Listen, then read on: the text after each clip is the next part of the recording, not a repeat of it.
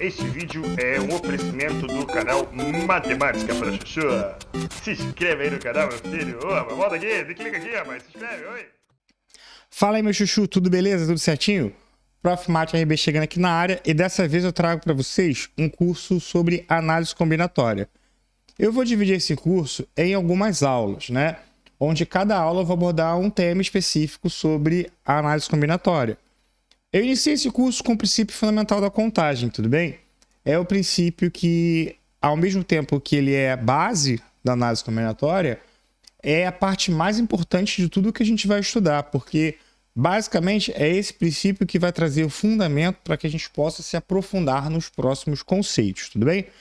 E bom, para que a gente possa entender o princípio fundamental da contagem, eu vou começar abordando aqui um esqueminha, né, um probleminha, onde eu vou abordar aqui o princípio aditivo e o princípio multiplicativo. E o que seriam esses caras? Bom, vamos começar considerando aqui que x, y e z sejam três cidades diferentes, tá? E que A, B, C, D, E, F, G sejam rotas exatamente no sentido que elas estão sendo apresentadas. Então, existem duas rotas de x para y, três rotas de y até z e duas rotas que vão direto de x até z. Bom, de quantas formas nós podemos sair de x e chegar até z? Bom, pode ser que nesse momento você esteja se perguntando, pô, mas como assim? De x até z, passando por y ou não? Da forma como eu perguntei, sair de x e chegar até z abre margem para passar por y ou não, concorda? Então, vamos começar aqui considerando o que eu vou chamar de caso 1, que seria o caso onde a gente vai passar por y, tudo bem? Bom, se nós vamos passar por y, repara, nós temos duas rotas de x para y e três rotas de y até z.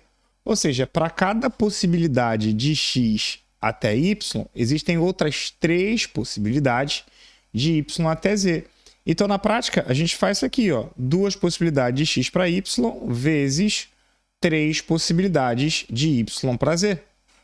Ora, existem, então, 6 formas para esse cenário, ir de x até z passando por y.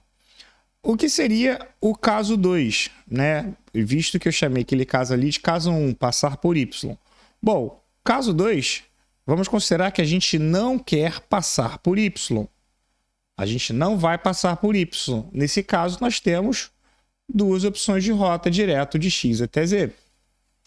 Esse primeiro caso que eu vi, que vocês viram aqui, ó, onde eu multipliquei 2 vezes 3, esse princípio é o que nós chamamos de princípio multiplicativo, onde eu pego o total de opções de x para y e multiplico pelo total de opções de y para z. E agora, para a gente encontrar o total de formas para sair de x até z, nós vamos usar o princípio aditivo, porque existem 6 opções passando por y, mais outras duas opções que não passam por y. Então, temos o total aqui de 8 formas para sair de x até z, passando por y ou não. Entende? O princípio fundamental da contagem, ele tem como base esses dois princípios, o princípio aditivo e o princípio multiplicativo, tudo bem? Galera, dito isso, vamos ver como é que esse cara aparece dentro das nossas questões, dentro dos nossos vestibulares. Eu vou tentar abordar aqui as questões partindo da mais simples, uma questão média, e eu vou fechar essa aula com uma questão um pouco mais complexa, tudo bem? Então, vamos lá. Olha, a primeira questão aqui, PUC-Rio, ela diz o seguinte, ó. Quantos números inteiros entre 600 e 700 têm 3 algarismos distintos? Olha aqui, foco nessa parte aqui, ó. 3 algarismos diferentes. Bom, o que a gente pode entender? Se a gente está falando de número entre 600 e 700 com 3 algarismos diferentes, nós não podemos considerar nem os 600 e nem os 700, porque ambos usam ali 2 algarismos repetidos, certo? E, bom, se a gente não pode considerar os 700, bom, a gente tem aqui centena, dezena e unidade, certo? Para centena, a gente só tem o 6 como opção. Não tem como ser 5, porque senão estaríamos na casa dos 500 e alguma coisa. E não tem como ser 7, porque os 700 a gente precisa cancelar. Então temos aqui, ó, uma opção para a casa das centenas, tudo bem? Vezes. Quantas opções restam aqui para a casa das dezenas? Repara, nós temos de 0 até 9 um total de 10 algarismos, certo? Se nós obrigatoriamente precisamos usar o 6 para a casa das centenas e os demais dígitos precisam ser diferentes, restam aqui 9 dígitos para a casa das dezenas. E daí vamos supor, hipoteticamente, que a gente tenha usado o algarismo 3. Então, repara, lá para a casa das unidades, dos 10 algarismos disponíveis, acabamos utilizando 2. Hipoteticamente, seria aqui o 6 e o 3, restando 8 dígitos aqui para a casa das unidades. E nesse momento a gente usa o princípio multiplicativo. Uma opção para a casa das centenas, 9 para a casa das dezenas, 8 para a casa das unidades. De modo que 9 vezes 8, isso aqui vai dar 72. Então nós temos aqui 72 formas, 72 números entre 600 e 700 que possuem 3 algarismos distintos. Tudo bem? Tá conseguindo acompanhar, meu chuchu? Vamos aqui avançar agora mais um pouquinho a nossa aula sobre princípio fundamental da contagem. Repara que nessa questão eu só usei o princípio multiplicativo, tudo bem? Ó, vamos para mais uma questão aqui. Essa questão é uma questãozinha que foi do Enem de 2020. E ela diz o seguinte: o modelo de telefone celular oferece a opção de desbloquear a tela usando um padrão de toques como senha.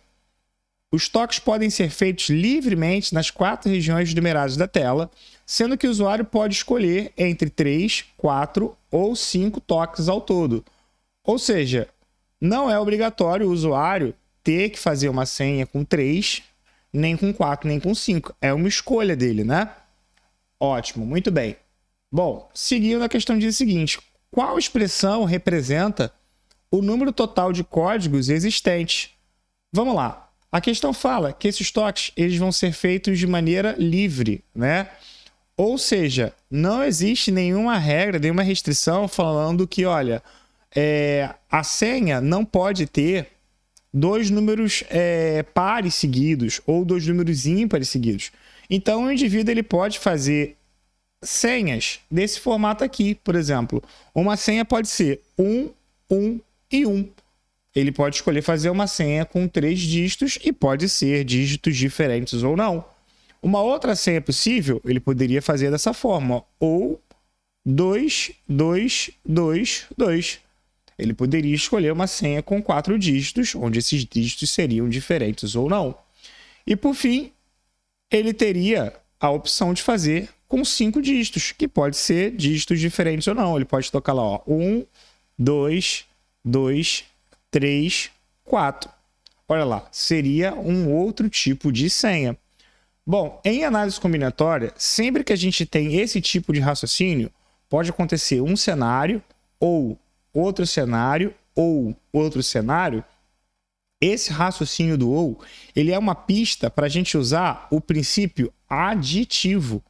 Ou seja, a gente vai calcular o total de possibilidades, quantas senhas ele pode formar, utilizando 3 dígitos, somar com o total de senhas, onde ele constrói 4 dígitos, e depois somar com o total de senhas que ele constrói com os 5 dígitos. Tá vendo?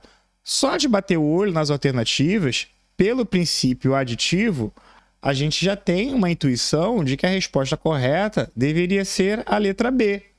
Por quê? Por esse motivo, pode ser o primeiro cenário, ou o segundo cenário, ou o terceiro cenário. Então, precisamos fazer aqui a soma de 3 valores, né? E a única alternativa que apresenta esse cara seria a letra B. Mas por que, então, é a letra B? Vamos pensar assim. Esse primeiro cenário, a construção da senha com 3 dígitos. Vamos lá. A gente vai usar o princípio multiplicativo para a construção dessa senha. Repara, como não existe restrição, ele pode usar dígitos repetidos ou não, existe 4 possibilidades para o primeiro dígito, vezes 4 possibilidades para o segundo dígito, vezes 4 possibilidades para o terceiro dígito. 4 vezes 4 vezes 4 é 4 ao cubo, tudo bem? E seguindo o mesmo raciocínio, para senha com 4 dígitos, nós vamos ter esse cenário. 4 possibilidades para o primeiro, 4 para o segundo, 4 para o terceiro e 4 para o quarto dígito.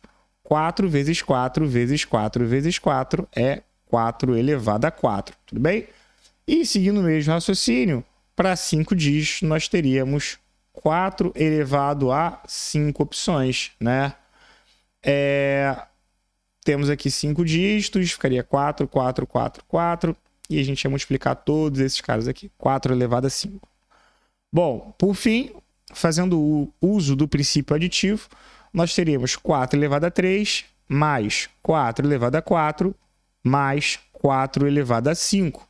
Tudo bem? Vai lembrar que a soma é comutativa, né, rapaziada? Então, tanto faz se a gente vai fazer nessa ordem, ou se a gente vai escrever 4 elevado a 5, mais 4 elevado a 4, mais 4 ao cubo, como está sugerindo ali o nosso gabarito. Tudo bem, galera?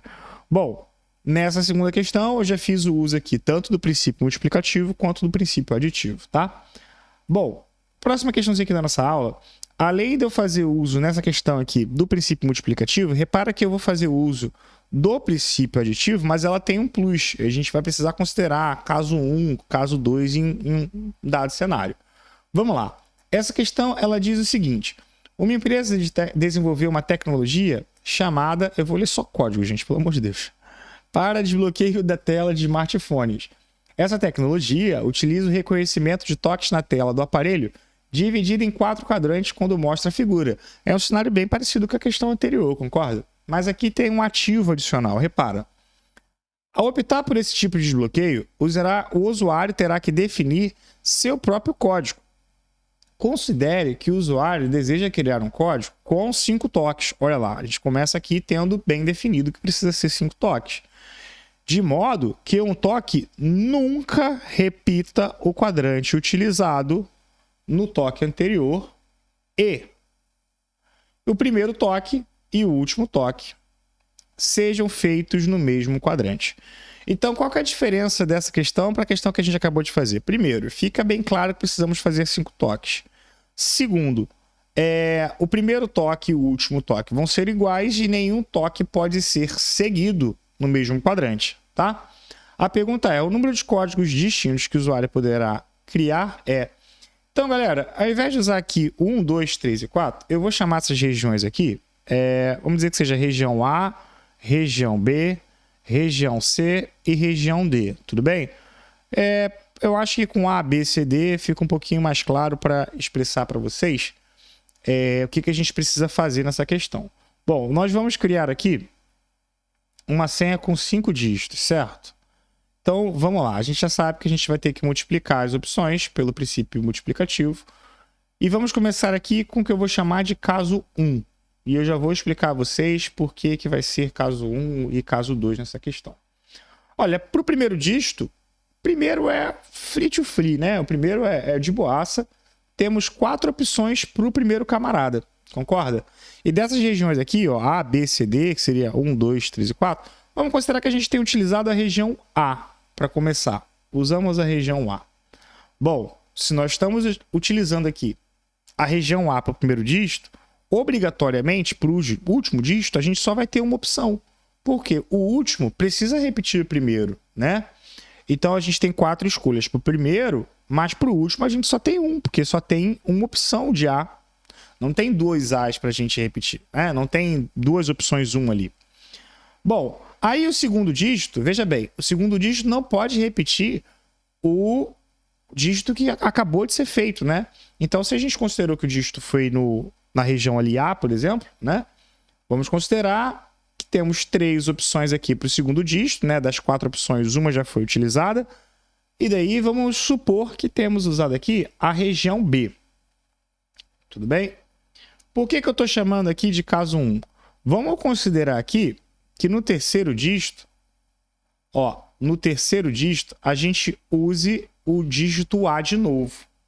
Por quê? Para esse terceiro dígito, nós podemos voltar a utilizar o A, visto que o A foi utilizado lá no início, e a questão fala que não pode existir uma repetição seguida, né? Uma repetição de apertar 2 vezes a mesma região.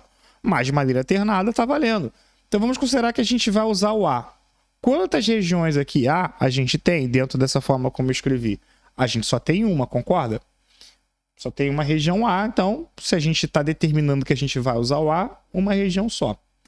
Agora, para esse quarto dígito, repara, não pode ser A, né? Porque está vindo antes aqui um A e depois precisa vir um A automaticamente, mas existem outras 3 regiões, C, D, B, C e D, né? E aqui eu acho que eu botei mais um C porque eu sou um demente, desculpa. Existem 3 regiões aqui, agora que ficam disponíveis, né? B, C e D. Dessas 3, nós podemos utilizar qualquer uma delas. Então, nesse cenário, por caso 1, veja bem, 4 vezes 3, 12, e 12 vezes 3, 36 opções. Esse é o caso que eu estou chamando de caso 1. E o que seria o caso 2, então? Bom, acompanha aqui. Ó, vamos considerar agora que o caso 2 seja o caso onde o terceiro dígito seja um dígito diferente do dígito A, que foi o dígito que a gente utilizou para começar. Então, vamos lá de novo. Temos 4 opções para começar. Vamos considerar que a gente começou aqui com A. Precisa finalizar no mesmo dígito do início. Então, se a gente começou com A, tem que terminar com A aqui. Para o segundo dígito, são 3 opções, né? E daí, vamos considerar aqui que a gente tem usado B, tudo bem? Agora, pro terceiro dígito, vamos considerar que a gente use um dígito diferente de A. Bom, nesse caso não pode ser o A e nem pode ser o B. E daí restam C e D, restam 2 opções. E vamos considerar aqui, hipoteticamente, que a gente tem utilizado o C.